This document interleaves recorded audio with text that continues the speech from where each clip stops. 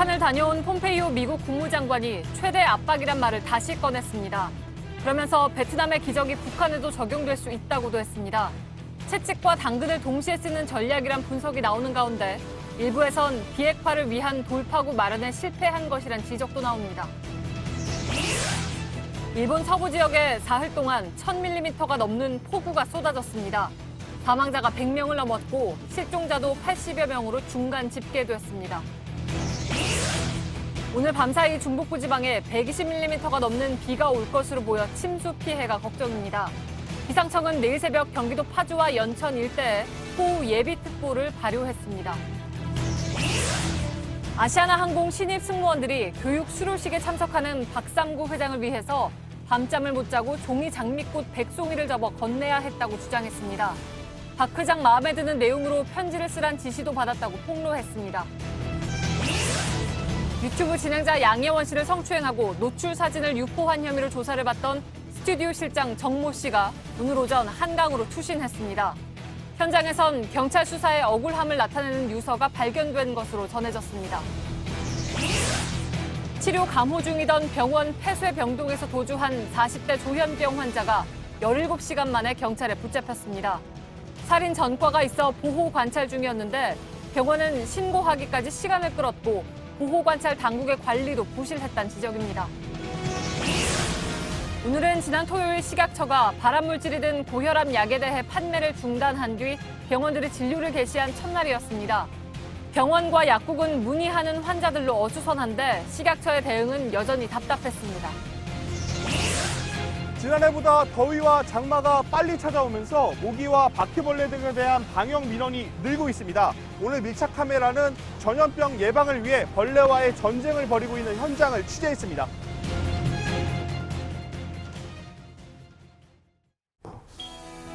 공기청정기가 도로 위로. 내일을 바꾸는 현대수소 전기차.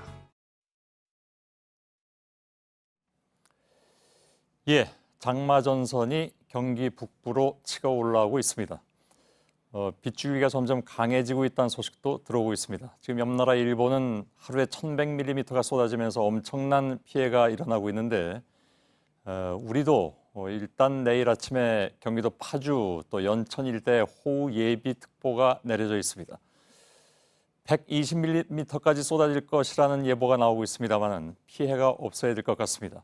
임진강 수위를 조절하는 경기도 연천 군남댐에 취재 기자가 나가 있는데 오늘 뉴스룸은 바로 이 비 소식부터 시작하도록 하겠습니다. 김민관 기자, 지금 뒤로 댐 수문이 열려 있습니까? 지금 일단 보기에는 열려 있는 것으로 보이는데 어떤 상황입니까? 예, 지금 제 뒤로 보이는 군남댐 수문 13개 중 7개가 개방된 상태입니다. 내일 강한 비가 예보된 만큼 강물 수위를 조절하기 위해 댐을 미리 비워놓는 작업을 하고 있는 겁니다. 오후 7시부터 이곳에서 빗줄기가 강해지기 시작하면서 지금 시간당 초당 60톤의 물을 수문을 통해 방류를 하고 있습니다. 현재 임진강 최북단에 있는 필승교 수위는 평소보다 0.2m가량 높아진 0.5m를 기록하고 있습니다. 이 수위가 0.7m까지 높아지게 되면 수자원공사 직원들이 24시간 비상근무 체제를 가동하게 되고 그 피서객들에게는 대피령이 내려지게 됩니다. 예, 빗줄기가 좀 강해진다는 소식이 들어오긴 했는데 지금 김민관 기자가 서 있는 곳에는 예를 들면 뭐 비바람이 친다든가 하는 그런 상황은 일단 아닌 것으로 보입니다. 오늘 밤부터 새벽까지 상황을 좀 지켜봐야 될 것 같은데 경기 북부에는 비가 얼마나 더 올 것으로 예상되고 있습니까? 예, 아직까지는 비바람이 치고 있지 않지만 그 기상청은 오늘 밤부터 내일 새벽까지 경기 북부 일부 지역에 최대 120mm의 강한 비가 쏟아질 것으로 보고 있습니다. 특히 내일 새벽 경기도 파주와 연천 일대에 호우 예비특보가 발령된 만큼 이 지역 주민들은 침수 피해에 각별히 주의를 하셔야 할 것 같습니다. 다행히 아직까지는 저희 취재진이 취재를 한 결과 특별한 침수 피해는 접수되고 있지 않습니다. 하지만 다만 내일 새벽 경기도 일대에 시간당 30mm의 강한 비가 예보된 만큼 수자원공사 등은 필승교 수위 등을 주시하면서 만약의 사태에 대비하고 있습니다. 예, 대부분의 수문은 열려 있다고 했는데 일단 좀 지켜본 다음에 저희가 2부 한 9시경에 다시 연결할 수도 있습니다. 김민관 기자 기다려주길 바라겠습니다. 자, 일본 서부 지역에 단 사흘 동안 내린 비의 양이 1,100mm나 됩니다. 석 달치 비가 며칠 사이에 쏟아져 내리는 것이죠. 집들은 모두 물에 잠겼습니다. 지붕만 겨우 보일 뿐입니다. 폭우에 모래와 돌이 휩쓸려 내려오면서 형태를 알아볼 수 없을 정도로 부서진 집도 많습니다. 사망자는 110명을 넘었고 실종자까지 더하면 희생자는 늘어날 가능성이 높습니다. 일본 정부는 재해 특별 지역을 선포하고 복구에 나섰습니다. 재해 대비에 강하다는 일본도 어디서부터 어떻게 손을 써야 할지 모르겠다고 말할 정도입니다. 먼저 피해 상황을 이지은 기자가 보도해드리겠습니다. 45도가량 기울어진 집은 금방이라도 강물에 휩쓸려갈 것처럼 위태롭습니다. 물에 떠내려온 컨테이너 박스는 건물 창문에 그대로 처박혔습니다. 차는 뒤집혀 여기저기 엉켜 있습니다. 그리고 강은 범람 직전입니다. この辺広島県って特に温暖な地域なんで災害とかあんまりないんですごい皆さん多分経験したことがないので結構パニクっているとは思います。 일본 교도통신은 동일본 대지진 때 쓰나미에 폐허가 된 지역이 떠올랐다는 구조대원의 말을 전했습니다. 가장 비가 많이 내린 곳은 고치현과 기후현 등으로 최대 1,100mm를 기록했습니다. 석 달치 양의 비가 단 사흘에 쏟아진 겁니다. 히로시마현에선 토사가 주택가를 덮쳐 40여 명의 사망자가 발생했습니다. 효고현에선 산사태가 일어나 실종자 수가 계속 늘고 있습니다. 폭우로 지반이 약해진 10여 개 지자체도 비상 상황입니다. 장마전선이 물러가면서 호우특별경보는 해제됐지만 이번엔 극심한 무더위가 찾아왔습니다. 일본 기상청은 낮 최고 기온이 35도까지 치솟아 습도를 머금은 무더위로 인한 열사병에 주의할 것을 당부했습니다. 당장 3만여 명 이재민의 2차 피해가 우려되는 상황입니다.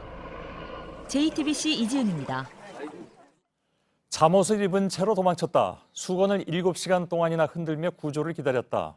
이렇게 속속 전해지고 있는 긴박했던 상황의 얘기들입니다. 순식간에 들어찬 물에 지붕으로 겨우 몸을 피한 사람들도 많았습니다. 강진의 공포를 떠올린 사람도 있었습니다. 조택수 기자입니다.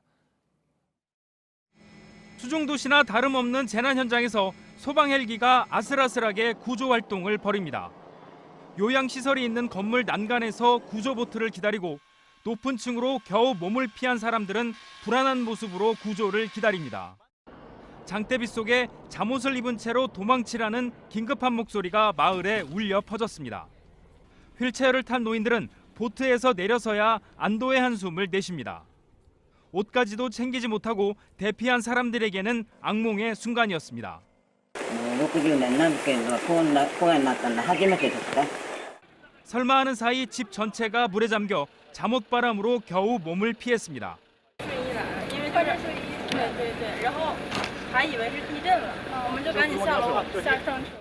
집 2층 베란다에서 구조된 70대 주민은 구조되기 전까지 수건을 7시간 동안 흔들었다고 했습니다. 1995년 한신 대지진만큼 무서웠다는 증언도 잇따랐습니다. JTBC 조택수입니다. 예, 이번 폭우는 일본 사회에서 좀채로 보기 힘든 재난 상황으로 이어졌습니다. 방제 시스템이 세계 정상급이라지만 속수무책이었습니다. 공식적인 피해 집계가 아직 잡히지 않았을 정도입니다. 도쿄를 잠깐 연결하겠습니다. 윤서령 특파원, 지금도 사상자 규모가 계속 늘어나고 있습니까? 네, 재난방송을 이어가고 있는 일본 방송에 따르면 오후 8시 현재 사망자는 114명을 넘어섰습니다. 사망자 숫자는 시시각각으로 늘어나고 있습니다. 연락이 닿지 않는 사람도 60여 명 가까이 되기 때문에 전체 희생자 수는 180명 가까이 될 것 같습니다. 예. 자, 역대 최대 비 피해라고 일본 언론들이 전하고 있다는데 피해가 컸던 이유는 뭡니까? 네, 쉽게 말씀드리면 오랫동안 넓은 지역에 큰 비가 내렸기 때문입니다. 일본 기상청은 무려 11개 부현에 호우 특별 경보를 내렸었는데요.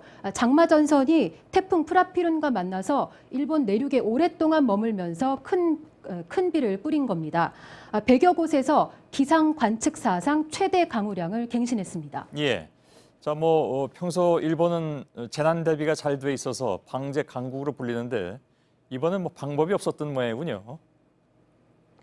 네, 이번 비 피해로 인한 대응 과정을 지켜보면 일본 정부의 시스템에 곳곳에서 허점이 드러난 걸 알 수 있습니다. 17명이 산사태로 사망한 에히메현 마츠야마시에서는 산사태가 발생한 지 20분 뒤에야 주민들에게 피난 권고 대피 안내가 내려졌습니다.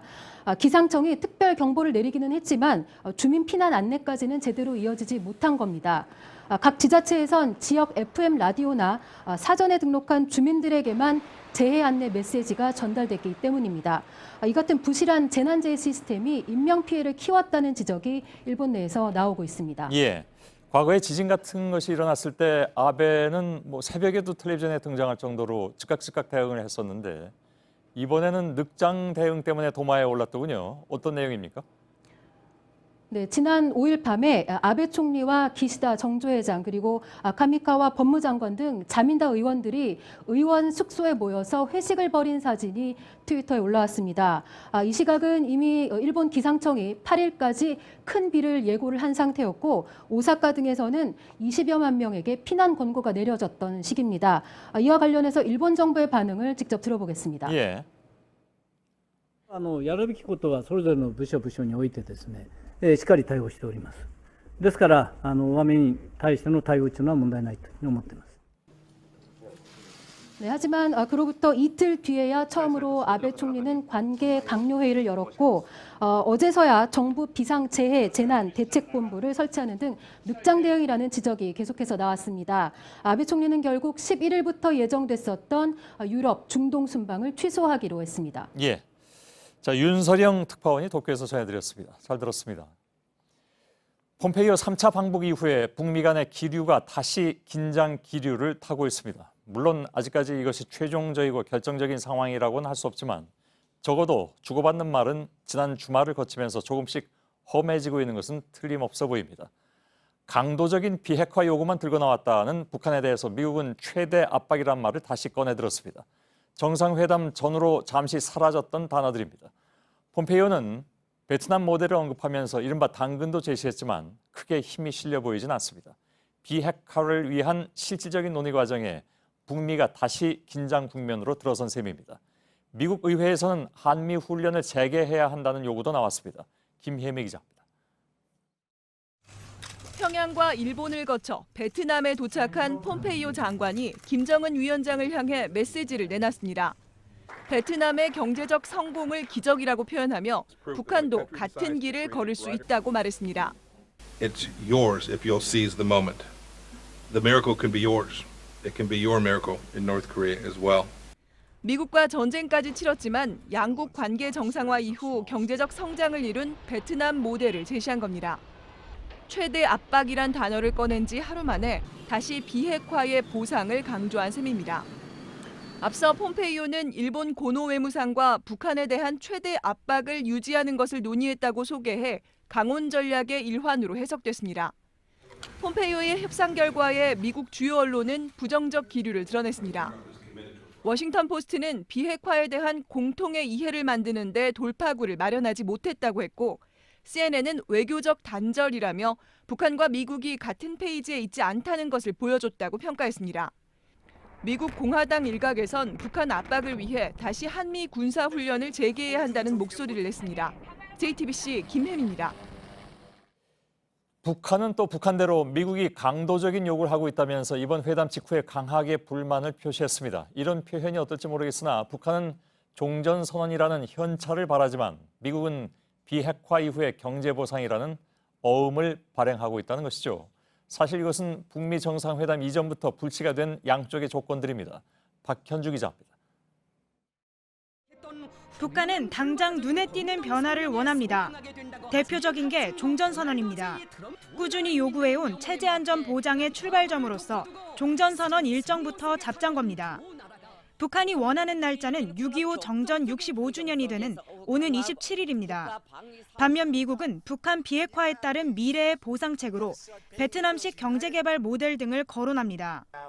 북한의 비핵화 조치가 미흡하다고 보고 유인책부터 논의하자는 겁니다.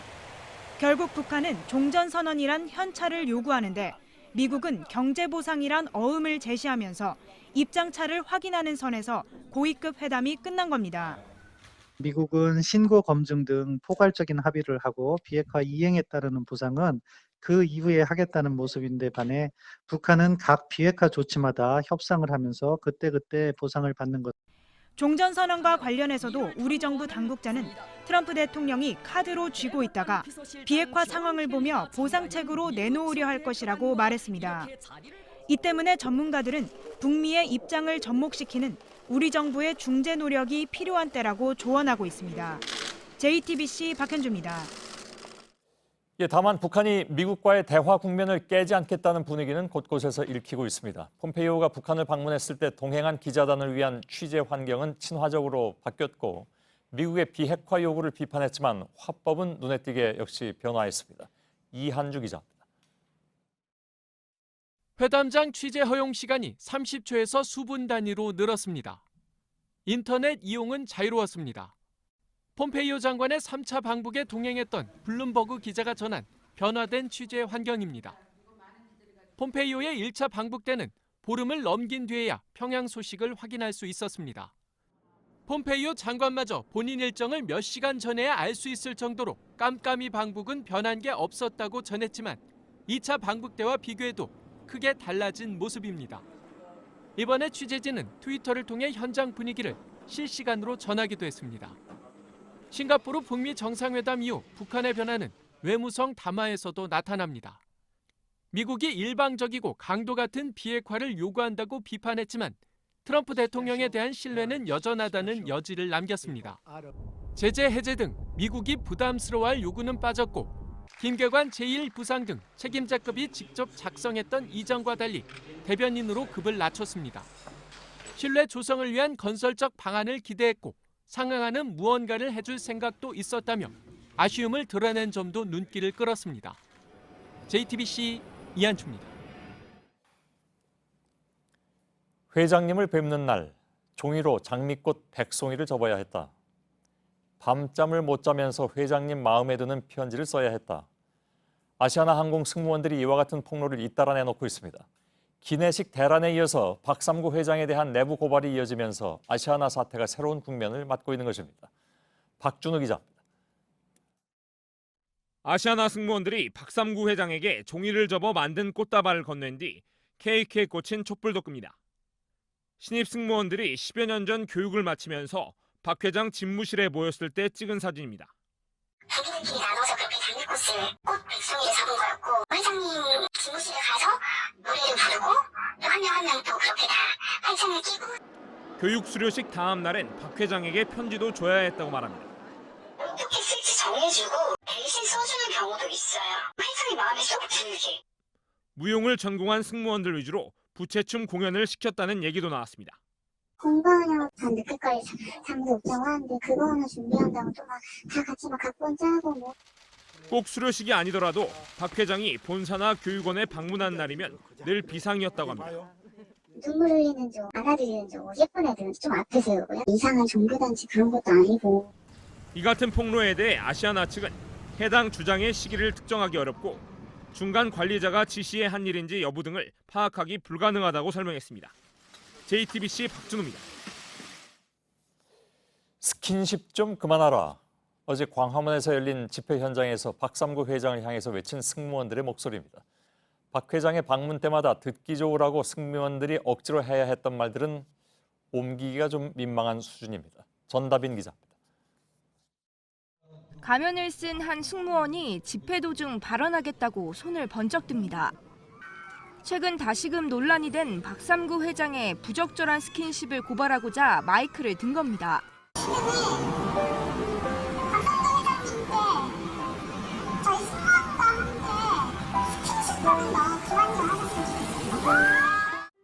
당시 승무원들이 박 회장에게 한 것으로 알려진 발언을 재현하며 더는 그만하고 싶다고도 목소리를 높였습니다.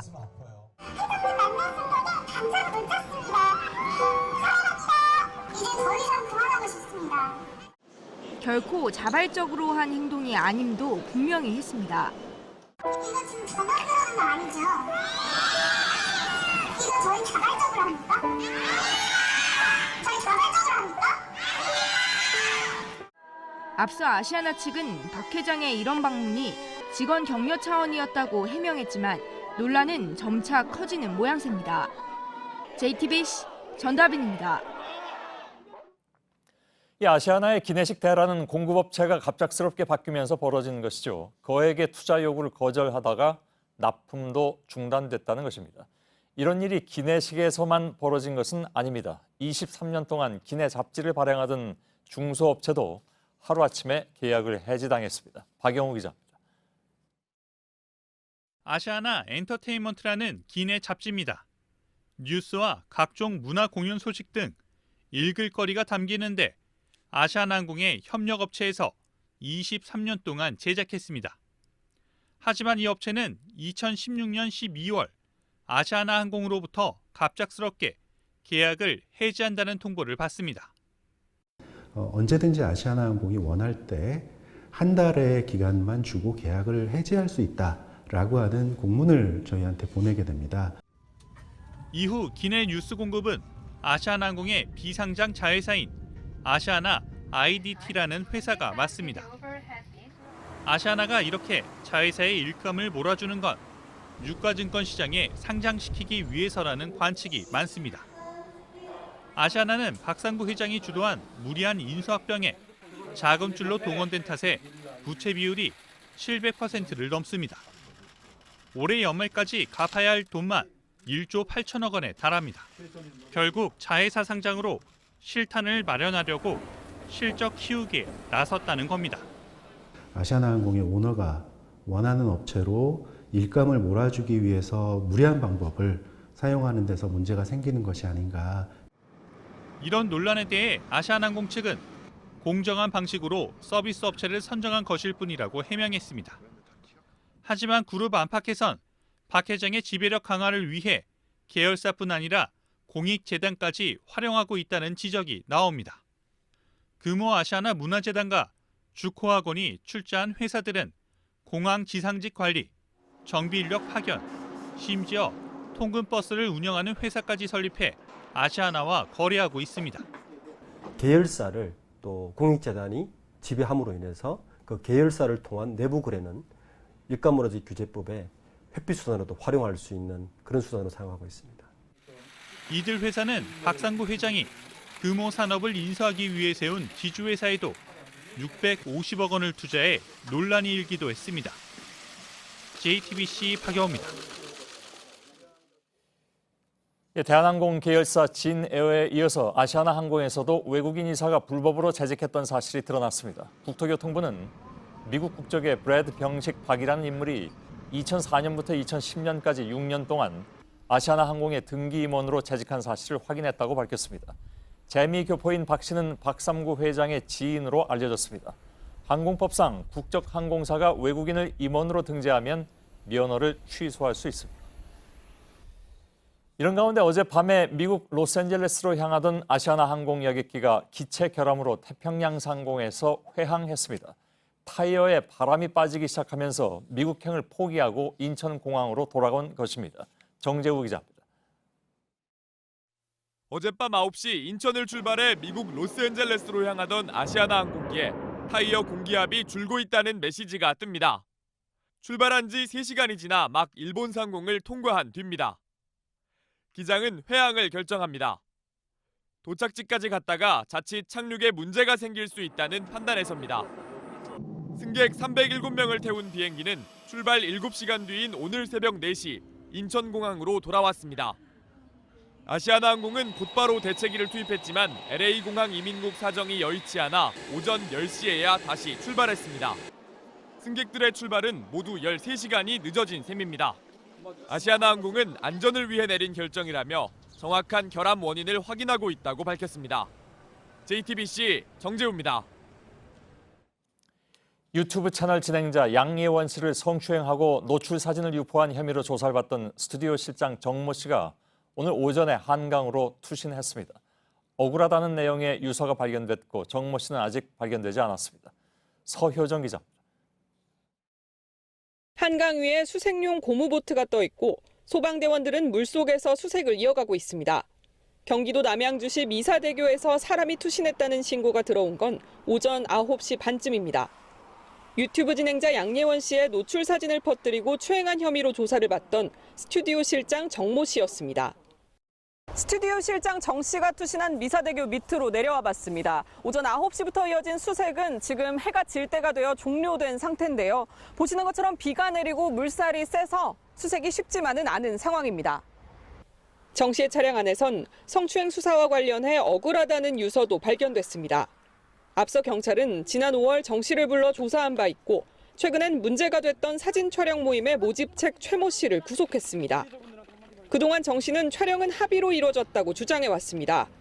하지만 최근 피해자 2명이 추가로 등장해 정 씨를 사진 유포 혐의로 고소하면서 다시 경찰의 조사를 받으러 나올 예정이었습니다. 경찰 관계자는 모집책이 구속되고 추가 피해자들도 등장하자 정 씨가 부담을 느낀 것 같다고 말했습니다. JTBC 서유정입니다. 수행비서를 성폭행한 혐의를 받는 안희정 전 충남지사의 재판에서 피해자 김지은 씨의 동료가 나와서 안희정 전 충남지사는 왕이었다고 말하면서 김 씨가 피할 수 없었을 것이라고 증언했습니다. 특히 안 전 지사의 가족 측에서 사건이 터지자 김지은 씨의 뒷조사를 하려 했다는 증언도 나왔습니다. 최승기 기자입니다. 피해자 김지은 씨와 충남도지사 경선 캠프에서 함께 일한 동료 구모 씨 등 검찰 측 참고인들이 법정에 증인으로 나왔습니다. 검찰은 먼저 안 전 지사의 위상에 대해 물었습니다. 구 씨는 직원들에게는 왕이었다고 했습니다. 안 전 지사가 이름을 불러주면 종일 기분이 좋고 눈을 마주쳐주면 그게 좋을 정도였다고도 했습니다. 그러면서 피해자 김 씨가 안 전 지사의 뜻에 반하기 어려웠을 것이라고 했습니다. 안 전 지사 변호인 측은 대부분 그렇게 생각한 건 아닐 수도 있지 않느냐고 말했습니다. 구 씨는 안 전 지사의 가족들이 김 씨를 뒷조사하려 했다는 정황도 밝혔습니다. 김 씨가 JTBC 뉴스룸 인터뷰에서 피해를 폭로하던 날 안 전 지사의 부인이 자신에게 김 씨의 평소 행실과 과거 연애사를 정리해달라고 요구했다는 겁니다. 재판에 출석한 안 전 지사는 기자들 질문에 말을 아꼈습니다. 언론인 여러분 정말 부탁드려요. 제 말씀은 똑같아요. 법정에서 말씀을 드립니다. 예, 언론인 여러분들께 양해 구합니다. 앞선 두 재판에 나왔던 피해자 김 씨는 이번엔 모습을 보이지 않았습니다. JTBC 최승기입니다. 홍대 몰카 수사가 편파 수사라고 주장하는 집회가 지난 토요일에 열렸습니다. 여성가족부 장관이 이 집회에 다녀왔습니다. 여성들의 목소리를 듣겠다는 취지였고 그 소회를 페이스북에 올렸는데 경질 논란에 휩싸여 있습니다. 이수정 기자가 취재했습니다.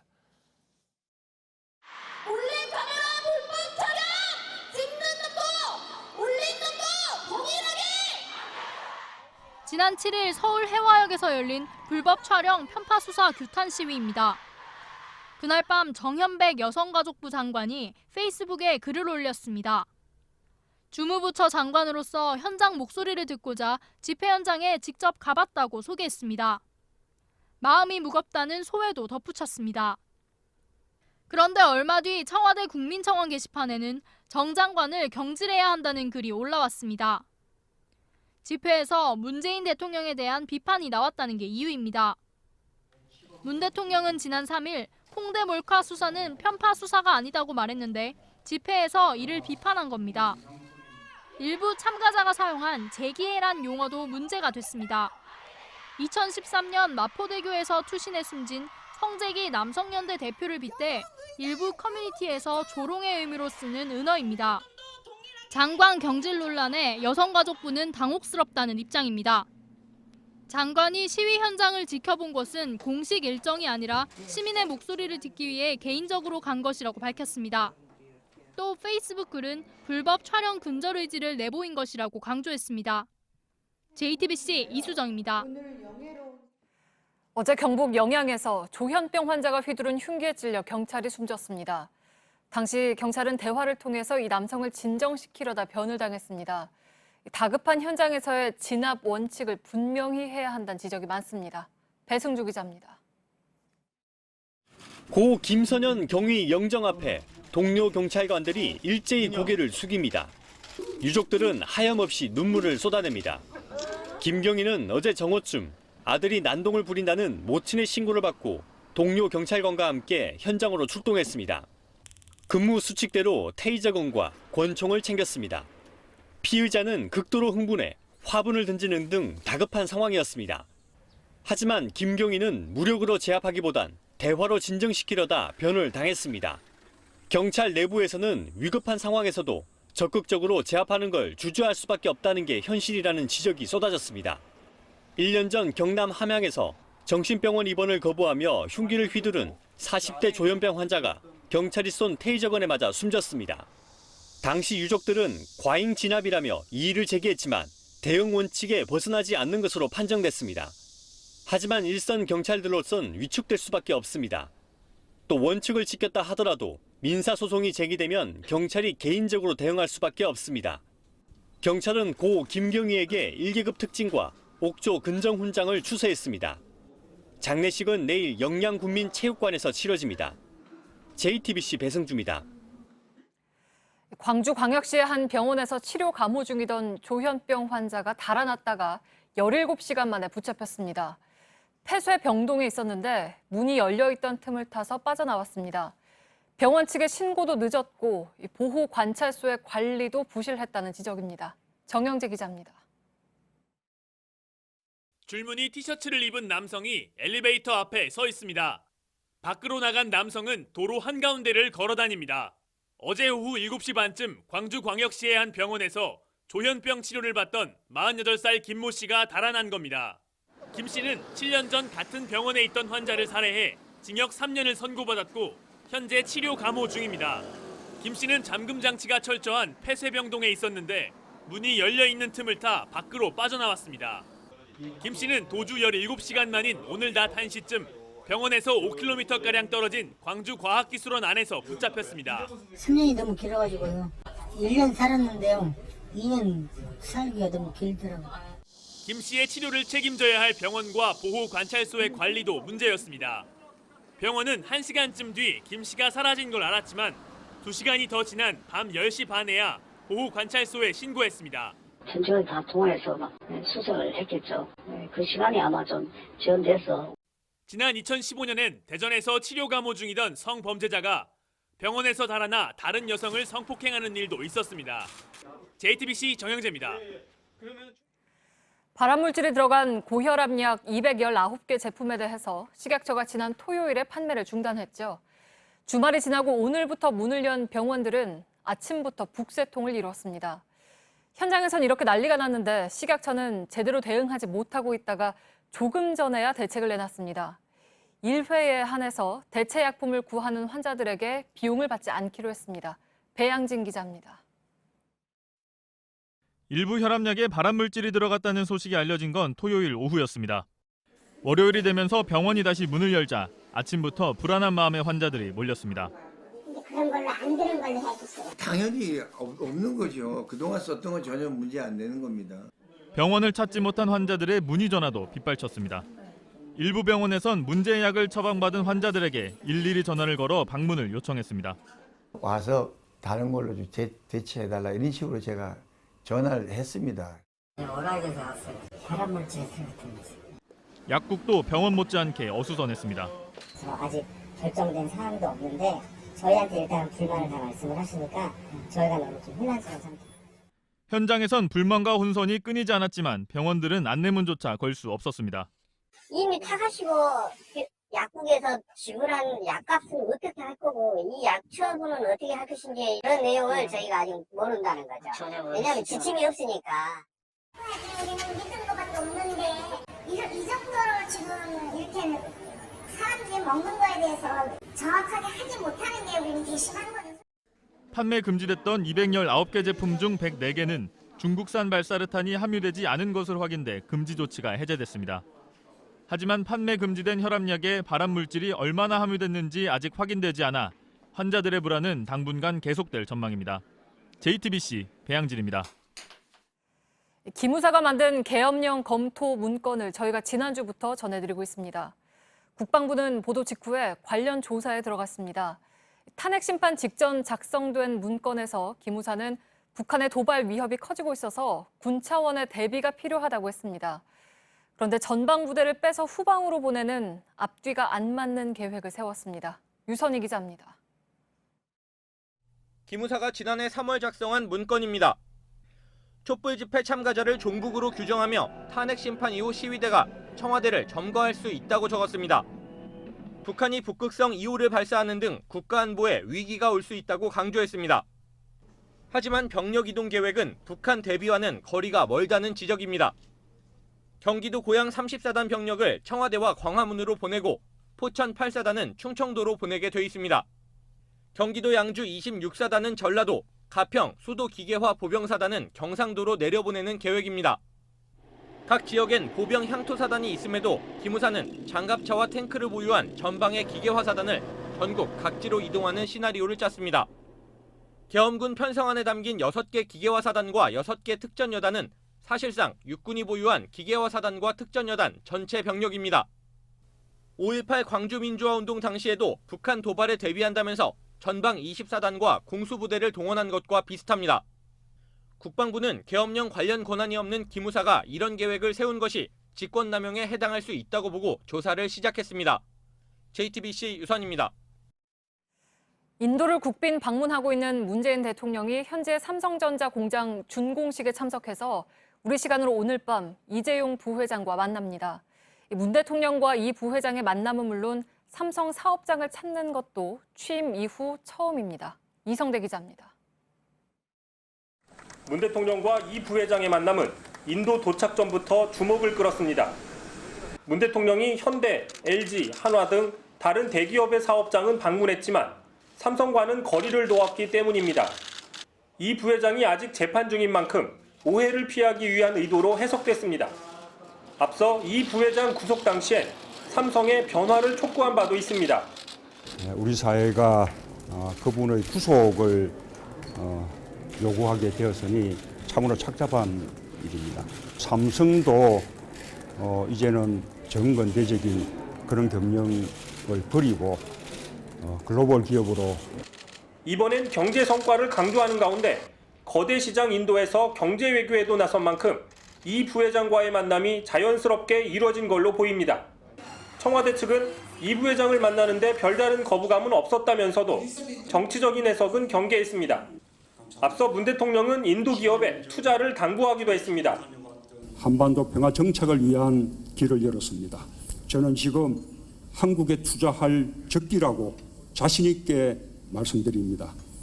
미중 간 무역 갈등이 고조되며 우리 경제가 타격을 받는 상황에서 문재인 대통령은 인도의 잠재력에 주목하고 이번 방문 기간 동안 적극적으로 세일즈 외교를 벌인다는 방침입니다. 뉴델리에서 JTBC 이성대입니다. 계좌로 잘못 들어온 거액의 회사 주식을 처분해서 검찰 수사를 받던 삼성증권 직원 8명이 재판에 넘겨졌습니다. 당시 회의실에 모여있던 직원들은 주식이 잘못 들어왔다는 사실을 안 뒤에도 이를 팔아넘기기 위해서 함께 주문까지 냈습니다. 이상엽 기자입니다. 삼성증권 구모과장 등 4명은 지난 4월 각자의 계좌로 회사 주식이 잘못 들어왔을 때 회의실에 모여 있었던 것으로 검찰 수사 결과 드러났습니다. 당시 직원들이 갖고 있는 우리 사주에 대해 주당 1,000원의 배당금 대신 4천만 원에 육박하는 주식이 대거 들어왔습니다. 하지만 직원들이 이 같은 배당 사고를 돈벌이 수단 정도로 여겼다는 게 검찰 판단입니다. 당시 회의실에 있던 직원들이 사고라는 것을 알면서도 함께 주식을 처분하기 위한 주문까지 제출했다는 겁니다. 검찰은 삼성증권 직원 8명을 자본시장법 위반 등의 혐의로 재판에 넘겼습니다. 이들 중 구속된 3명은 많게는 511원가량의 주식을 여러 차례에 걸쳐 매도한 것으로 조사됐습니다. 특히 검찰은 직원들의 메신저 대화방 조사를 통해 이들이 잘못 들어온 주식을 팔았을 때 어떻게 될 것인지 의논한 정황까지 확인했다고 밝혔습니다. 직원들은 검찰 조사에서 주식을 팔면 일부 금액을 가질 수 있을 것이라고 생각해 욕심이 났다고 진술했습니다. JTBC 이상엽입니다. 네, 어젯밤 전북 군산의 어청도 인근 바다에서 새우잡이 어선이 전복됐습니다. 배에 타고 있던 5명 가운데 선장은 아직 실종 상태입니다. 나머지 4명은 에어포켓 덕분에 목숨을 구했습니다. 선원들은 생사를 오가는 순간에도 연장자나 더 힘들어하는 사람을 먼저 챙겼습니다. 정진명 기자입니다. 해경대원이 뒤집힌 어선 바닥에 올라탑니다. 사람 수대로 두드려 주세요. 오케이. 4명. 어제 저녁 7시 10분쯤 전북 군산시 어청도 남동쪽 12km 바다에서 새우잡이 어선이 뒤집혔습니다. 근처에서 바지선을 끌던 예인선의 예인줄에 걸린 겁니다. 배에 탔던 승선원 5명 중 4명이 구조되고 선장 56살 권모 씨는 아직 발견되지 않았습니다. 구조된 4명은 선실에서 쉬고 있었습니다. 그런데 갑자기 배가 뒤집히면서 선실에 에어포켓이 만들어졌습니다. 가슴까지 물이 차올랐지만 2시간 반을 버티다가 구조된 겁니다. 지난해 12월 인천 영흥도 낚싯배 전복 사고 때도 3명이 에어포켓에서 극적으로 구조된 적이 있습니다. 선원방 안에 구멍이 조그맣게 구멍이 났었거든요. 4명이 돌아가면서 바람 나오는 거 마셔가면서. 선원들은 위급한 순간에도 더 힘든 사람에게 구조 순서를 양보하기도 했습니다. 나이 많으신 분부터 나가는 게 좋을 것 같다 이렇게 말씀하셔가지고. 해경은 경비정 등 13척과 300여 명을 투입해 실종된 선장을 찾기 위한 수색을 계속하고 있습니다. JTBC 정진명입니다.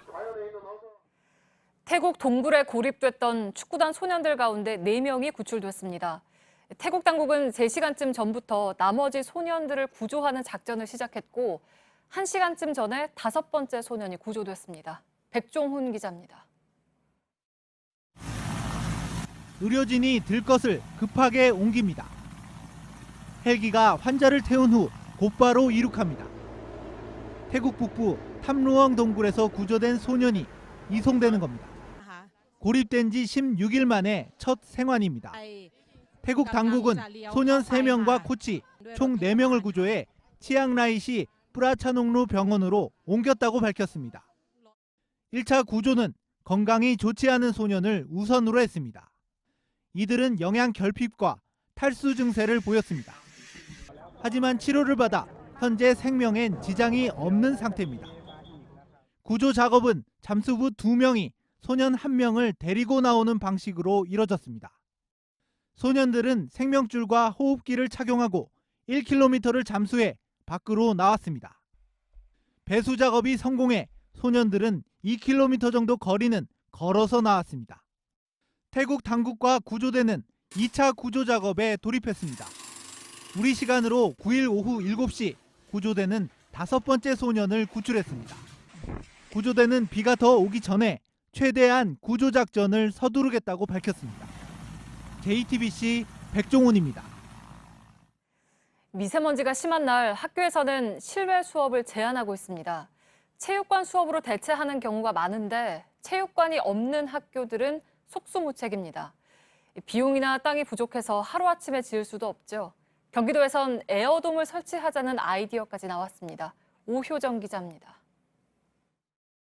에어돔은 설치하기도 쉽고 철거도 간단해 전시장이나 간이 행사장에 종종 등장합니다. 해외에선 에어돔을 활용해 실내 체육 활동도 합니다. 경기교육청도 최근 에어돔 도입을 검토하기 시작했습니다. 미세먼지 때문에 학생들이 실외 수업을 못하는 경우가 많아 대책이 필요하기 때문입니다. 경기도 186개 학교를 포함해 전국 11,786개 가운데 617개 학교엔 실내 체육시설이 없습니다. 체육 수업이 파행을 겪을 수밖에 없지만 체육관 확충이 쉽지 않습니다. 평당 660만 원이 들어가는 비용과 부지 확보 문제 때문입니다. 반면 에어돔은 절반의 비용으로도 가능합니다. 경기교육청은 이미 중국 등 해외 현장을 방문해 실태 조사를 벌였습니다. 체육관보다 시설 투자도 적게 들고 또 공기도 짧고 실질적으로 넓은 공간에서 많이 활용할 수 있겠다라는 생각에서 우리가 에어돔에 대한 제안을 했고. 하지만 넘어야 할 산이 많습니다. 태풍과 폭설에서 구조물을 안전하게 유지하고 환기를 제대로 할 수 있는지 검증이 안 돼 국내선 임시 구조물로만 쓰고 있기 때문입니다. 또 에어돔 관련 명확한 규정도 없어 관련 법령도 손봐야 합니다. JTBC 오효정입니다. 1987년 6월 항장의 도화선이 됐던 박종철 고문치사 사건 당시 탁하고 치니 억하고 쓰러졌다는 기자회견을 해 논란이 됐던 강민창 전 내무부 치안본부장이 지난 6일 노환으로 세상을 떠났습니다. 당시 국과수는 박종철 씨가 목 부위 압박으로 숨졌다는 소견을 내놨습니다. 하지만 강 전 치안본부장은 단순 쇼크사라고 발표하는 등 고문 사실을 숨긴 혐의로 징역 8월에 집행유예 2년을 선고받았습니다. 포털 사이트에 댓글을 조작한 혐의로 재판에 넘겨진 드루킹 김모 씨에게 검찰이 징역 2년 6월을 구형했습니다. 김 씨 등은 2,200여 개의 네이버 아이디로 뉴스 기사의 댓글 16,000개에 대해서 184만 번에 걸쳐 찬반을 클릭해 조작한 혐의를 받고 있습니다. 검찰은 김 씨의 공범 3명에 대해서도 징역 1년에서 1년 6월을 구형했으며 이들에 대한 선고 공판은 25일 오후 2시에 열립니다. 터키 북서부 테키르다그에서 현지 시간 8일 저녁 여객 열차가 탈선해서 24명이 숨지고 300명 넘게 다쳤습니다. 승객 360여 명을 태우고 이스탄불로 가던 열차가 선로를 이탈하면서 객차 6명 가운데 5량이 탈선했습니다. 터키 당국은 폭우로 철로 아래 지반이 내려앉으며 사고로 이어진 것으로 보고 있습니다. 미국 프로야구 텍사스의 추신수 선수가 데뷔 14년 만에 처음으로 메이저리그 올스타에 선정됐습니다. 한국 선수로는 박찬호, 김병현에 이어 역대 3번째입니다. 추신수는 47경기 연속 출루 기록을 앞세워서 감독 및 선수단 투표로 올스타에 뽑혔습니다. 메이저리그 올스타전은 오는 18일에 열립니다. 여자 골프 하면 우리가 최고란 걸 보여주는 세계 신기록이 오늘 하나 더 나왔습니다. 김세영 선수가 최다 언더파 우승 기록으로 아예 골프 역사를 바꿨습니다. 미국 여자 프로골프 LPGA는 가장 위대한 골프 경기였다고 칭찬했습니다. 오광춘 기자입니다. 마지막 18번 홀 그린에 들어설 때부터 환호가 쏟아졌습니다. We have never ever seen a performance like the one that Se-Young Kim has put on. 2위와 9타 차 우승보다 기록이 눈에 들어왔습니다. 최종 합계 31언더파, 지금껏 골프에서 보지 못했던 신기록이었습니다. 김세영은 늘 그렇듯 활짝 웃기만 했지만 27언더파로 우승했던 소렌스탐의 최다 언더파 기록을 갈아치웠습니다. 남자 골프의 엘스가 보유한 31언더파 우승 기록과 나란히 했습니다. 마지막 4라운드에선 빨간 바지를 입고 나오는 김세영. 우승을 향한 의지를 그렇게 표현하곤 하는데 이번 대회도 다르지 않았습니다. 개성만큼이나 골프도 거침없습니다. 3년 전엔 대회 마지막 18번 홀에서 기막힌 칩샷으로 연장전으로 몰고 갔고 기적 같은 이글샷으로 박인비를 따돌리고 우승했습니다. 승부수를 띄우는 적극적인 골프 그리고 승부처에서 몰아쳐 역전 우승도 많습니다. 김세영은 꿈이 이뤄졌다고 말했고 LPGA는 골프 역사상 가장 위대한 경기였다고 축하했습니다. JTBC 오광춘입니다. 골로 기억되는 축구. 그런데 이번 월드컵은 골잡이보다 골키퍼들이 강렬합니다. 우리 축구의 조현우 선수도 그렇죠. 조현우를 보러 가는 프로축구 관중이 많아졌습니다. 그리고 해외 언론에서도 여전히 조현우를 월드컵 최고의 발견이라면서 치켜세우고 있습니다. 권근영 기자입니다. 대구 조현우가 몸을 날려 서울 박주영의 중거리 슛을 막아냅니다. 2골이나 내줬지만 대형 걸개, 포스터까지 등장했습니다. 조현우는 경기가 끝난 뒤에도 팬들과 손을 마주치며 늦게 그라운드를 빠져나갔습니다. 13,000명의 관중, 대구를 찾은 축구팬은 월드컵 직전보다 9배가 늘었습니다. 월드컵에선 3경기만 뛰고 돌아왔지만 해외 언론도 여전히 조현우를 주목합니다. 이번 월드컵에서 5번째로 뛰어난 수문장으로 선정했고 무명에서 스타로 뛰어오른 베스트 11에 끼워 넣기도 했습니다. 러시아 월드컵에선 유독 골키퍼들의 이야기가 눈길을 끕니다. 24살의 잉글랜드 픽포드는 하부 리그에서 시작해 대표팀 주전 골키퍼로 성공 시대를 썼습니다. 34살의 크로아티아 수바시치는 뒤늦게 주전 장갑을 꼈지만 2경기 연속 승부차기 승리를 선물했습니다. 우리 축구가 독일을 이겼던 드라마처럼 이변이 많아지면서 골을 막아서며 승리를 지켜내는 수문장들의 선방도 돋보입니다. JTBC 권근영입니다.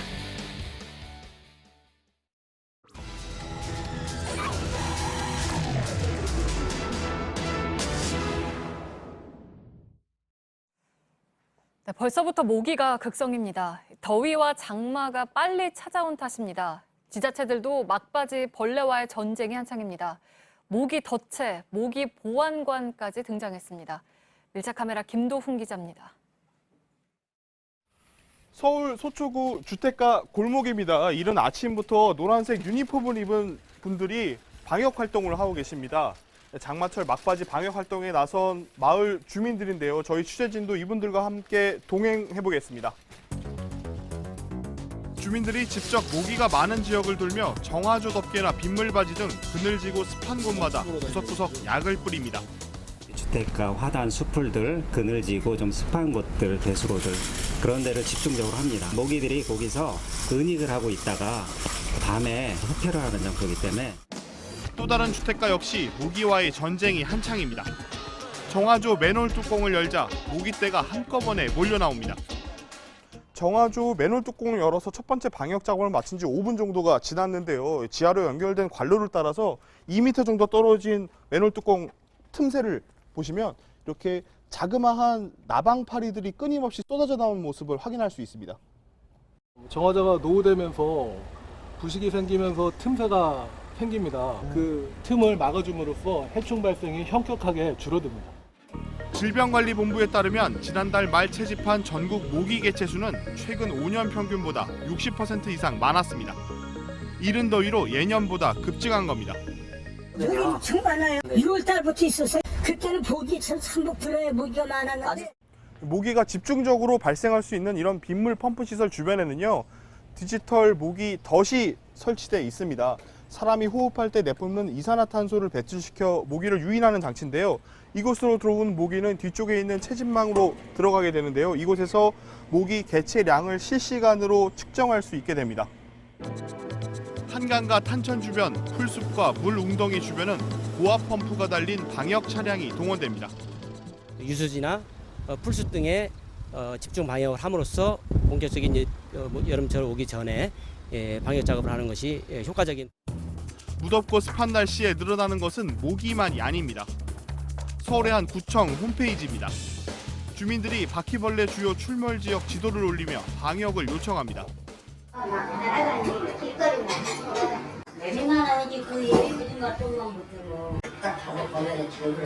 잡기도 무서워. 너무 크니까. 주택가가 밀집해 있는 골목입니다. 밤이 되면서 버려지는 쓰레기도 늘어나는데요. 쓰레기 더미 주변에서 이렇게 바퀴벌레들을 어렵지 않게 찾아볼 수 있습니다. 도로와 나무에도 담벼락에도 수십 마리가 넘는 바퀴벌레들이 발견됩니다. 지난달 이 구청에 접수된 방역 민원만 100건이 넘습니다. 하지만 바퀴벌레가 법정 감염병을 옮기는 매개체가 아니라는 이유로 방역은 사실상 손 놓고 있습니다. 17%에서 한 20% 이렇게 조금씩 증가하는 추세더라고요. 민원의 발생은 되지만 감염병을 관리하는 입장에서 이렇게 보면 그렇게 우선순위를 둬가지고. 주민들은 특정 지역에 바퀴벌레가 늘어나고 있는 만큼 구청의 적극적인 대처가 필요하다고 입을 모읍니다. 이만해 진짜. 울울 나오듯이 나오긴 해요. 밖에 돌아다니다 보면 바퀴벌레들이 보여요. 때이른 더위에 급격히 늘어난 해충으로 지자체마다 막바지 장마철 방역 전쟁이 여느 여름보다 치열해지고 있습니다. 하지만 빗발치는 민원에도 바퀴벌레가 전염병을 옮긴다는 과학적 근거가 없다는 이유로 지자체들이 손 놓고 있는 사이 그 피해는 결국 주민들에게 돌아갈 수밖에 없습니다. 밀착 카메라 김도훈입니다.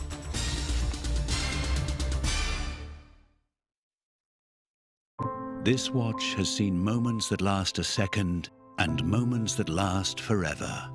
It's seen traditions grow stronger, center court's most epic matches, and the greatest stories in tennis unfold.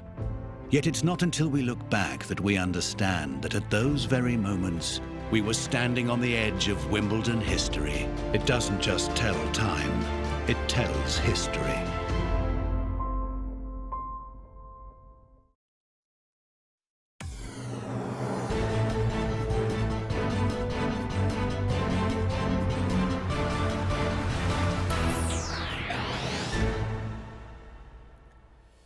뉴스룸의 앵커 브리핑을 시작하겠습니다. 30년 가까운 얘기가 됐습니다. 1979년의 깊은 가을날, 이제 막 교육 생태를 조금씩 벗어나고 있던 저를 비롯한 신병들은 아침 일찍 시내에 있는 구청으로 향했습니다. 불과 며칠 전에 이른바 유고라는 생소한 단어로 세상에 알려졌던 대통령의 서거. 구청 앞마당에는 서거한 대통령을 위한 분향소가 차려져 있었고 서울의 아침은 짙은 안개와 내려앉은 구름으로 인해서 온통 회색빛 우울함이 깔려 있었죠. 그래서 누군가는 그때를 칭해 안개정국이라 했던가. 과연 그 이후에 전개된 세상은 계엄령 하에서 모두가 입을 다물고 오랜 시간을 견뎌내야 했던, 한국전쟁 이후에 자국의 군대에 의해서 양민이 피를 흘려야 했던 검띠검은 역사의 연속이었습니다. 계엄령. 그 검은 단어는 우리의 현대사를 어둡게 물들인 기억하고 싶지 않은 단어였죠. 돌이켜보면 그 계엄령이 내려질 뻔한 적은 또 있었습니다. 1987년에 벽두를 깨고 나온 탁하고 친히 억하고 쓰러졌다는 희대의 강변 속에 한 젊은이가 쓰러졌고 그해 초여름 또 한 명의 젊은이가 쓰러지면서 계엄령이 내려질 것이란 소문은 날개를 달았습니다. 결국 광장을 메운 시민들의 힘으로 계엄은 피했지만 그 어두운 단어에 대한 트라우마는 시민들을 피해가지 않았습니다.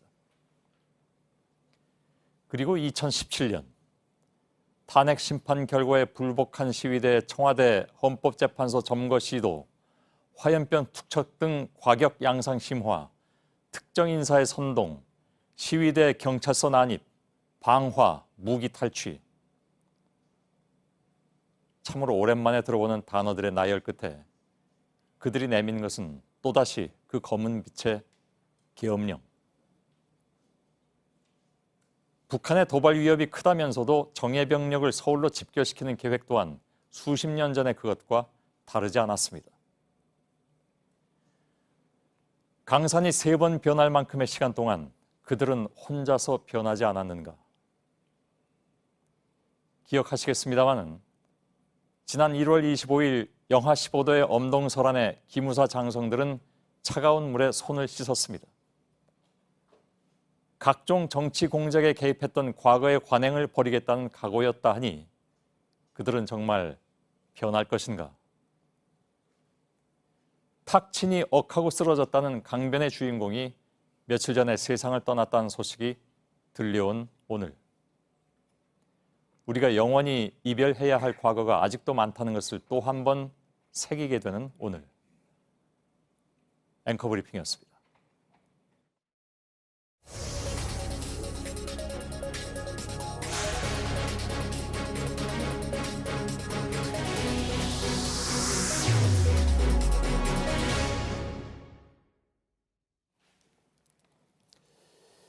지난주에 참여연대가 입수한 국회 특활비 내역이 공개되면서 부적절한 나눠쓰기 관행에 대해서 비판 여론이 커진 상태입니다. 저희들은 이 문서를 꽤 며칠 동안 밤새워가면서까지 좀 분석을 해서 여러분들께 그 상세한 내용을 전해드린 바가 있는데요. 오늘은 참여연대가 국회 앞에서 현역 의원들의 특활비 내역을 공개하라 이렇게 주장하면서 시위도 했습니다.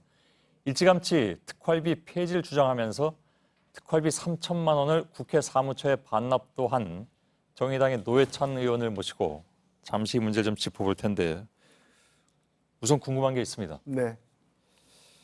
7월 이제 7월이잖아요, 그죠? 네네. 오늘 7월 9일인데 제가 듣기로는 매달 5일에 이 특활비가 각 당의 원내대표한테 전달되는 것으로 알고 있는데 네네.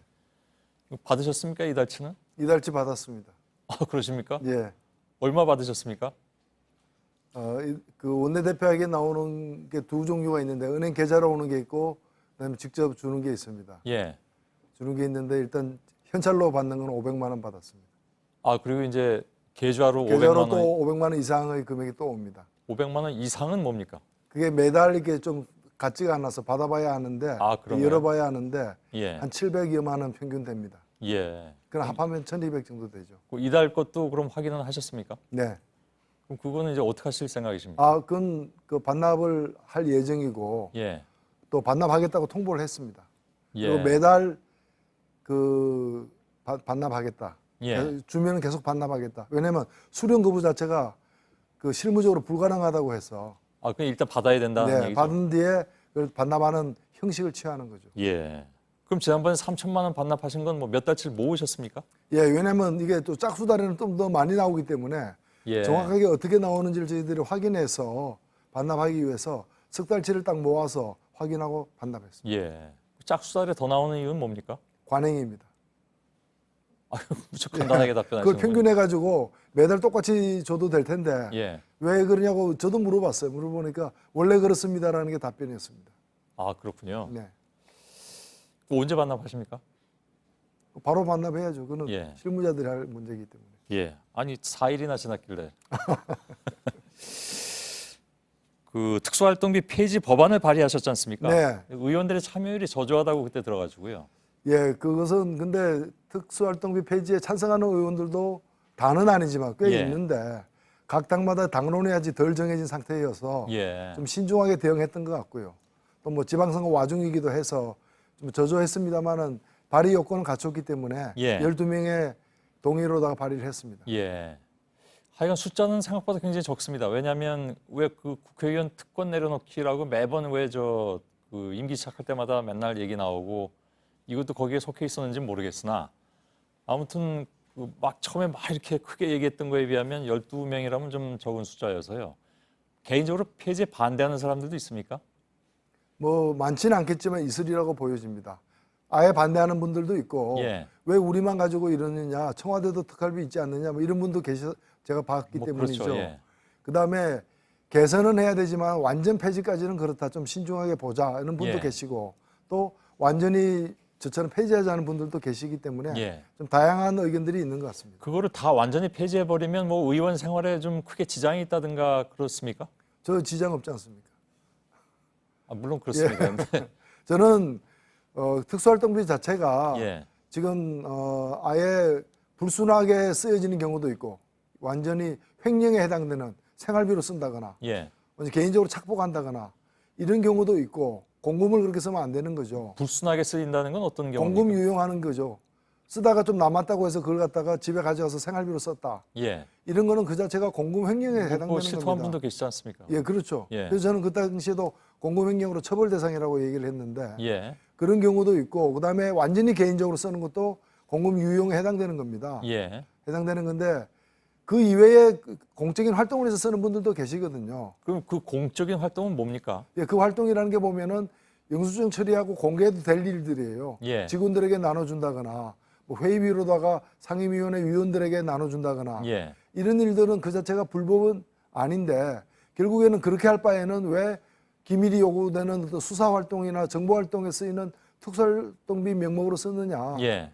그거는 그냥 다른 어떤 특정 업무 경비라거나 그다음에 이제 뭐 판공비식으로 이렇게 업무 추진비라거나 이렇게 써도 되거든요. 그러니까 왜 조금 아까 말씀하실 때 네. 영수증 발행해가면서 떳떳하게 써도 될 돈도 있다라고 하지만 사실은 영수증을 제출하진 않죠. 완전히 면제받죠. 예. 근데 아무튼 쓰려면 그러면 영수증을 제출할 정도의 어떤 떳떳한 그런 용처. 그러면 이걸 아예 영수증 처리해야 하는 건 어떻습니까? 그것도 가능한데 예. 그렇게 하는 순간 특수활동비하고는 안 맞는 거죠. 하긴 이름을 바꿔야 되겠네요. 특수활동비가 아닌 그래서 제 얘기는 뭔가면 의정활동에 꼭 필요한 용도가 있어서 예. 거기에 돈이 써야 된다면은 그러면 그걸 다른 특수활동비 아닌 명목으로 편성해가지고 예. 국민들에게도 어떻게 썼는지 보고도 하고 감사도 받고 해야 되지 않느냐라는 예. 거죠. 왜 지난번에 저희들이 보도해드릴 때 그 국회의장이 네. 해외에 이렇게 순방할 때 네. 현금으로 7천만 원을 가져갔다. 네. 그래서 이제 공관 같은데 이렇게 좀 나눠줬다. 나눠줬는지 안 나눠줬는지 그걸 사실 잘 모릅니다. 근데 대체로 나눠줍니다. 그렇습니까? 대개 이제 외국에 나가게 되면 해당 그 주재국의 우리 한국 대사관에서 예. 의원들을 초청해서 식사를 한번 대접하고 예. 그러면 뭐 관례처럼 그 같이 간 사람 의원 대표가 그 식사비 쪼로다가 그 이제 경례금이라는 명목으로 돈을 주거든요. 예. 그런데 아까 7천억이라고 하셨습니까? 7천만 원이요. 7천만 원. 7천억이면 예, 예. 7천만 원 중에 극히 일부가 그렇게 쓰여지는 거죠. 아, 일부가? 예. 그럼 나머지는요? 나머지는 여러 용도겠죠. 예를 들면은 뭐 그 같이 가는 의원들에게 좀 용돈으로 나눠주기도 하고요. 혹시 뭐 받으신 적이 있으세요? 저 받은 적이 있습니다. 아, 그래서요? 예, 제가 처음 국회의원 됐을 때 17대 국회의원 2004년도에 예, 예. 해외의 그 쓰나미 피해 현장을 시찰하기 위해서 나가게 됐는데 의장께서 불러가지고 봉투를 하나 주시더라고요. 예. 그래서 그게 열어보니까 달러로 100달러짜리가 10장이 있었습니다. 1,000불. 예. 예. 근데 저는 그 얘기긴 했지만 의장님께서 이제 그냥 이게 특수활동비라는 건 제가 그 당시 좀 죄송스럽지만 몰랐습니다. 예. 몰랐고 그냥 의장님 판공비로 이렇게 의원들에게 나갈 때 이렇게 주는 게 관례인 모양이다. 예. 이렇게 생각했는데 나중에 보니까 아 그게 특수활동비구나 이렇게 예. 알게 됐습니다. 그럼 그건 어디다 쓰셨습니까? 아 그건 제가 개인적으로 썼습니다. 예. 가서 제가 유학 중인 제 아는 사람에게 생활비 보태 쓰라고 줬습니다. 너무 솔직하게 말씀하시니까 모르고 근데 그때는 특수활동비라는 인식이 없었습니다. 예. 그냥 저한테 용돈 주신 걸로 알고 고맙게 이제 쓴 거죠. 예. 죄송합니다. 아닙니다. 그 다음부터는 그런 일이 없으셨겠죠, 물론. 예. 예. 그런데 지금은 많이 변했습니다. 지금은 예를 들면 공간에 가더라도 대사관에서 의원들에게 식사 대접할 때 예. 김영란법 금액 이하로 대접합니다. 그렇죠. 예. 그리고 경력금 줄 수가 없습니다. 자기 직속 부하가 아닌 경우에 경력금 주는 것은 예. 또 김영란법 위배되기 때문에 예. 그래서 김영란법 도움으로 많이 좋아졌는데 결국에 이렇게 되면은 특수활동비라는 것 자체가 굳이 존재할 이유가 국회 안에서는 없다고 예. 보는 겁니다. 그렇군요. 그 국회 안에서 사실 이게 논의가 좀 활발하게 이루어지려면 지금 12사람만 해가지고 될 일도 아니고 네. 또 정의당은 일단 뭐 같은 생각들이시죠? 네, 그렇습니다. 예. 바른미래당이 같이 한다고 들었는데 저도 그렇게 듣고 있습니다. 예. 듣고 있는 건 뭡니까? 같이 얘기하신 적이 없습니까? 예, 일단 언론에 먼저 입장이 나왔기 때문에 아, 예. 그걸 봤습니다. 예. 그럼 뭐 전화라도 해보셨을 거 아닙니까? 아니 지금 사실은 원 구성을 위한 그 수석 대표들 논의 예. 테이블에 이게 올라가 있습니다. 예. 저희들이 계속 문제 제기를 해서 제가 주장하는 건 뭔가 하면은 대법원에서 판결이 공개하라고 난 만큼 예. 물론 지금 공개하라고 지목된 것만 공개하고 있지만 앞으로 누가 또 공개 신청하면 다 날 거 아닙니까? 예. 그 얘기는 결국에는 국회는 기밀로 해야 될 특수활동비가 필요 없다는 걸 판정한 판결이기 때문에 예. 내년도 예산, 2020년 예산부터는 아예 특수활동비를 폐지하고 예. 올해는 이미 편성되었으니까 돈이 매달 앞으로 남은 5개월 동안 나올 테니까 그 돈은 사용 내역을 예. 각 당에서 공개하자. 알겠습니다. 근데 사실 정의당하고 바른미래당이 이렇게 아무리 힘을 합쳐도 죄송한 말씀이지만 그렇게 의원수가 많지 않아서 다른 당은 어떻습니까? 예를 들면 여당인 더불어민주당은 뭐라고 얘기합니까? 입장이 명확하지는 않은데 이걸 개선책을 논의해 보자 기구를 만들어서 예. 이제 그런 의견에는 좀 근접하고 있습니다. 예. 근데 저는 막연하게 개선하는 식으로 가서 될 문제는 아니다고 글쎄 보고. 제가 듣기에도 좀 막연하네요. 이번이 상당히 좋은 기회거든요. 예. 이럴 때 확실하게 근절시켜야 그다음에 어떤 일이 벌어지는가 하면은 아직까지 그 우리나라 국가 예산 중에 특수활동비가 8천억 정도 됩니다. 예. 그 예산이 제대로 편성되고 쓰여지는가에 대해서 칼자루 진 게 국회이기 때문에 예. 자기 특수활동비부터 제대로 처리해야 그 다음에 뭐 엄청나게 많은 그 많은 특수활동 물론 뭐 그거 뭐 필요해서 책정되는 경우도 물론 경우도 꽤 있다고 저는 보입니다만은 예. 과도한지 아닌지에 근데 대해서 보니까 뭐 지난 정권 때 보니까 왜 저 국정원에서 절로 청와대로 흘러가는 돈 보니까 뭐 국정원에서 필요가 없으니까 그쪽으로 돈 보낸 거 아닙니까? 이건 좀 어폐가 있죠. 예. 어폐 있게 뭐 있는데 그렇게 해석될 수밖에 없죠. 예, 결과적으로. 예. 그러면 전체 거기도 좀 8천 중에 줄여야 될 거 4천억을 아닙니까? 국정원에서 쓰고 있었으니까요. 예. 그러니까 거기도 줄이자는 얘기죠. 그러니까 그거 당연히 다 줄여야 됩니다. 혈세인데 네. 그렇지 않습니까? 그러면 우선 여당을 잘 설득을 하셔야 될 것 같습니다. 예. 아무튼 제가 볼 자신이 때는 없으신 것 같은. 사실 우리 국민들이 이렇게 특수활동비에 대해서 많은 관심을 갖고 또 예. 시민단체들이 앞장서서 요구하고 있기 때문에 예. 저는 뭐 원내 각 정당들이 그 뜻을 잘 헤아릴 걸로 믿습니다. 알겠습니다. 나오신 김에 한 가지 더 질문을 드리겠습니다. 이건 다른 문제입니다. 예상하고 계신지 모르겠습니다만 이 질문을. 드루킹 사건과 관련해서 그쪽에서 그 노회찬 의원께 주려고 후원금을 5천만 원을 모아줬었다. 이거는 뭐 특활비보다 더 많네요. 예. 그 모금의 이유가 노 의원께서 문재인 정부에 입각할 것으로 봤기 때문에 입각도 못 하시긴 하셨습니다만 아무튼 그 얘기 들으셨습니까? 아니면 돈이 왔다 갔다 한 적이라도? 조금 전에 저는 그 언론 기사를 보고 알았는데 예. 제가 그 기사를 보면서 좀 신기하게 생각한 것이 예. 그 기사에 따르면 저한테 돈을 주려고 모은 시점이 2016년 3월인데. 일마 이제 저희들이 태블릿 PC 보도하기 훨씬 전에 얘기네요. 예. 근데 그때 문재인 정권에서 제가 입각할 거라고 생각했다는 게 예. 그때는 제가 국회의원도 아니었고 국회의원 하기 위해서 국회의원 출마 준비에 정신이 없었을 때인데 예. 제가 탄핵도 아직 그 탄핵 사건도 나기 전인데 예. 거기서 무슨 입각이니 국민연금이니 하는 얘기가 나온다는 것 자체가 대단한 좀 그 발상이다. 앞뒤는 안 맞네요. 예. 근데 아니 그거 떠나가지고 아무튼 돈 얘기가 왔다 갔다 했던 적은 한 번 없습니다. 없습니까? 예. 보도를 보고 최근에 알게 됐습니다. 혹시 또 특검에서 부를 수도 있기 때문에. 예, 그거 뭐 얼마든지 저는 제 입장을 밝혔습니다. 예, 알겠습니다. 오늘 여기까지만 듣겠습니다. 노회찬 의원님 고맙습니다. 네, 감사합니다.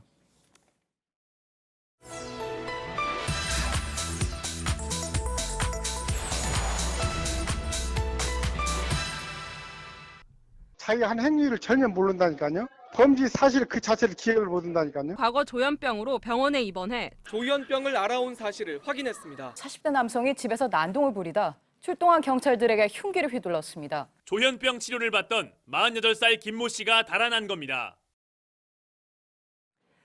네, 오늘 조현병이 주목을 많이 받았습니다. 어제와 오늘 연달아 2개의 사건이 일어났고 또 비슷한 일이 계속 반복되기 때문입니다.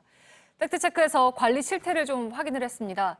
정신질환 범죄자를 치료하는 시설은 전국에 2곳, 그중에서도 전용 시설은 단 1곳뿐이었습니다.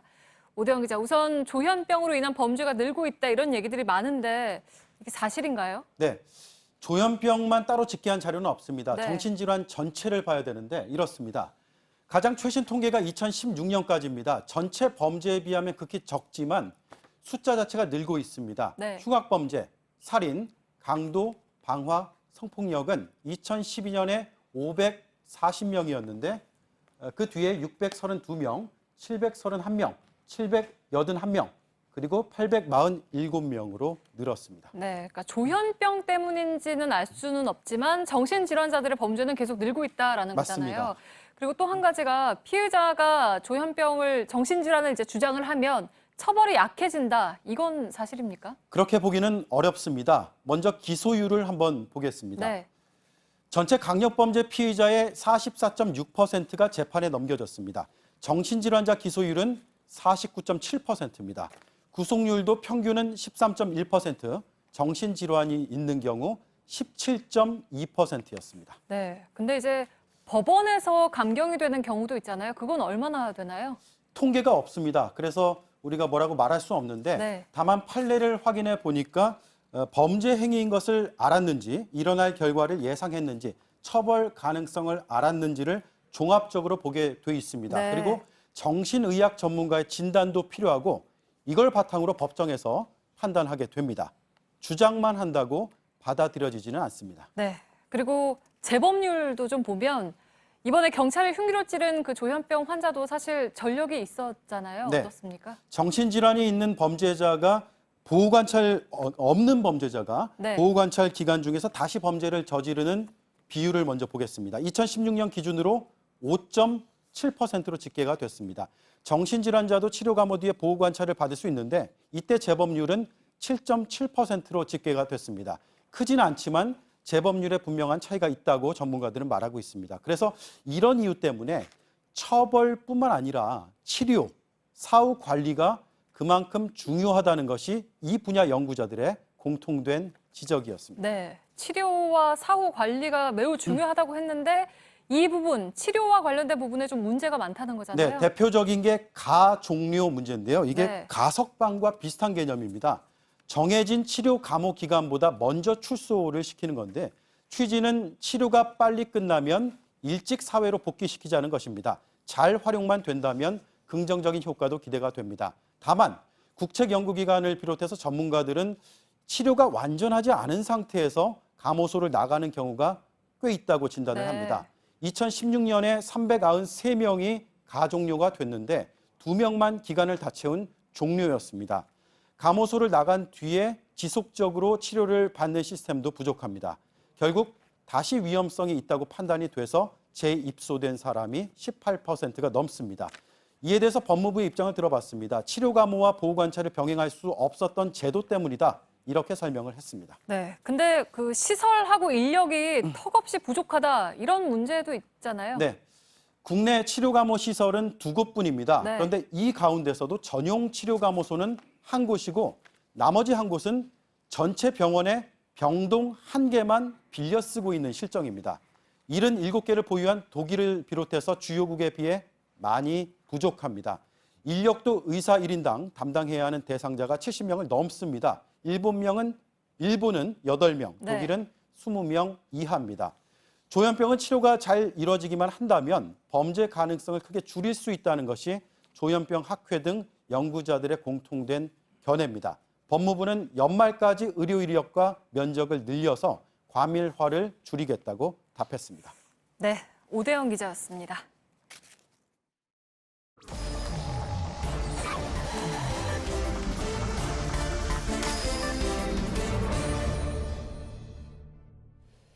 비하인드 뉴스 시작하겠습니다.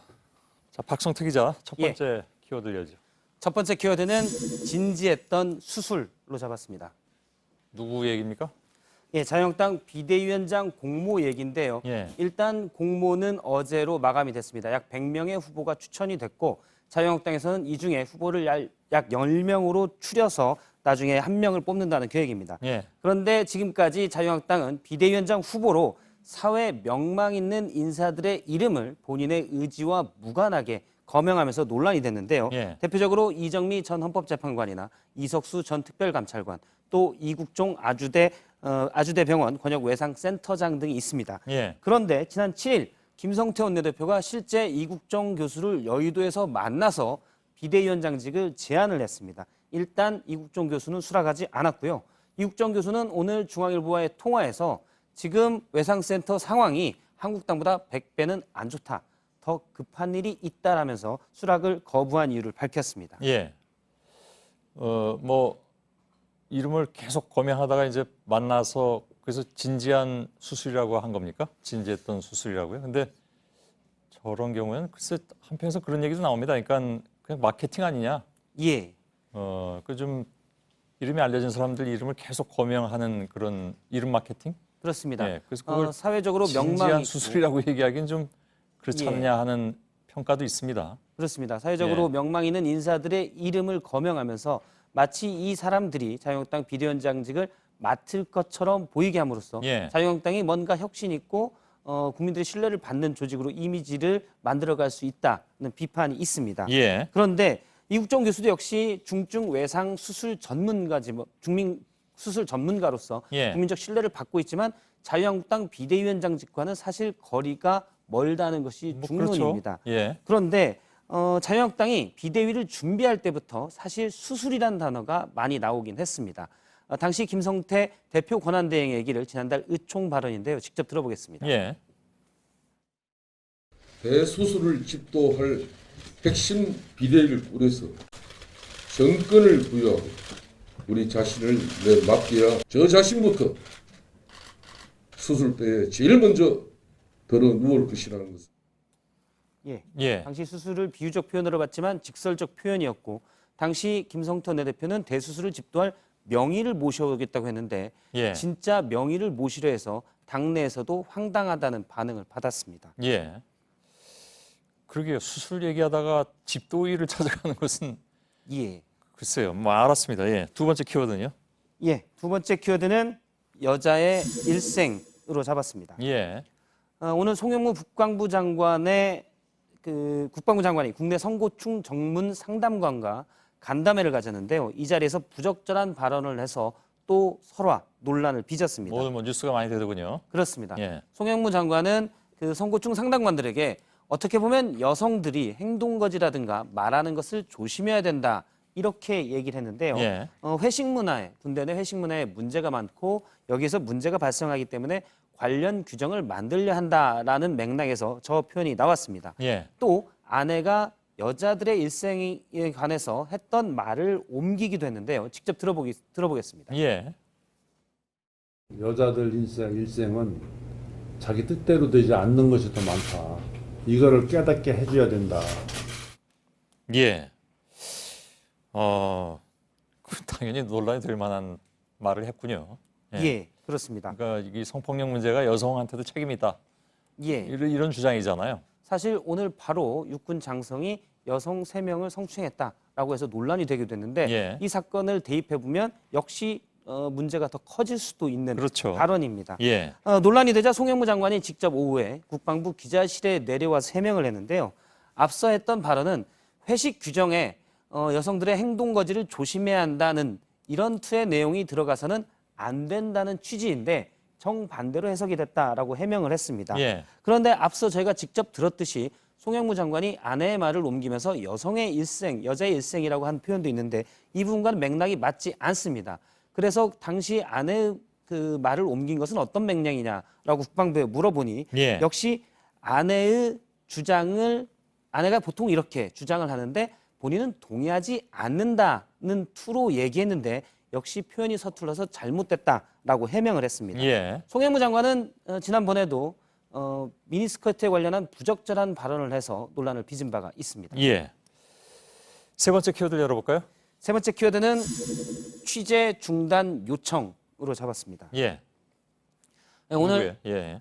오늘 안희정 전 충남지사의 세 번째 공판이 있었는데요. 이 자리에서는 안희정 전 지사의 대선 캠프에서 일했던 한 사람이 나와서 관련 내용을 증언했습니다. 그런데 당시 증언 내용 중에 한 기자가 안희정의 위력을 규명하는 취재 중에 안희정이 제가 존칭은 뺐습니다. 해당 언론사 간부에게 직접 전화를 해서 취재를 중단하면 부인을 민주원 씨를 방송에 출연시키겠다 제안했다고 들었다. 안 전 지사의 부인을. 그렇습니다. 예. 그러니까 위력을 캠프에서 위력이 있었던 거에 대한 그 증언을 취재를 중단하게 되면 예. 본인의 부인을 방송에 출연시키겠다 이런 내용이었다는 겁니다. 예. 그런데 해당 기자가 강하게 저항을 해서 결국 기사는 나갔다라고 이 기자로부터 직접 들었다고 증언을 했습니다. 격렬하게 저항해. 이거는 그러면 뭐 예를 들면 그 해당 언론사에 그 전화를 받은 간부가 취재 기자한테 야, 그 이제 그만 좀 보도하자라고 했는데 취재 기자가 저항해서 나갔다 이런 얘기인가요? 그렇습니다. 예. 사실 JTBC는 아니죠. 예. JTBC는 아니고요. 구 씨가 저 증언을 한 다음에 관련 기사들이 많이 나왔고 그리고 관련 기사에는 오늘 구 씨의 증언 중에는 지난 3월 김지은 씨가 출연했을 때 뉴스룸 관련 내용도 있었기 때문에 연관돼서 혹시 JTBC가 아니냐 이런 질의가 좀 많이 있었습니다. 그랬을 법하네요. 김지은 씨 인터뷰를 또 JTBC가 제일 먼저 했기 때문에요. 그래서 사실 김지은 씨를 처음 접촉한 것이 사회부의 김지아 기자인데 김지아 기자에게 많은 사람들이 외부에서 저런 간부로부터 압력을 받은 적이 있느냐라는 질의가 왔었다고 합니다. 그래서 김지아 기자가 이게 무슨 일이냐 하고 알아봤더니 구 씨가 저렇게 증언한 내용이 있었던 걸 확인을 하고 구 씨에게 전화해서 이게 무슨 말이냐라고 물었더니 구 씨가 관련 보도는 김 씨 인터뷰 이후 한참 뒤에 나온 후속 보도다. 여기서 한참은 수십 일이 걸립니다. 보도를 추정할 수 있기 때문에 제가 직접 언급은 하지 않겠는데요. 그리고 구 씨는 어느 언론사인지는 밝히기 어렵다라고 얘기를 했습니다. JTBC의 사회부장이 잠깐 좀 곤혹스러웠겠군요. 이 기사 때문에. 알았습니다. 해당 간부가 직접 김지아 씨에게 이런 일이 있었냐라고 물어본 적도 있었다고 합니다. 그러니까 본인은 아닌데 혹여나 해서 물어본 적도 있었다고 합니다. 박성태 기자였습니다. 네, 현재 중부지방에 걸쳐 있는 장마전선이 밤새 많은 비를 뿌립니다. 특히 경기 북부와 강원 영서에는 많게는 100mm 넘게 오는 곳도 있겠습니다. 잠시 후에 소셜 라이브 국회의원들의 특활비 문제로 두 기자가 출연해서 얘기 나누도록 하겠습니다. 저희들은 내일도 최선을 다하겠습니다. 여러분 고맙습니다.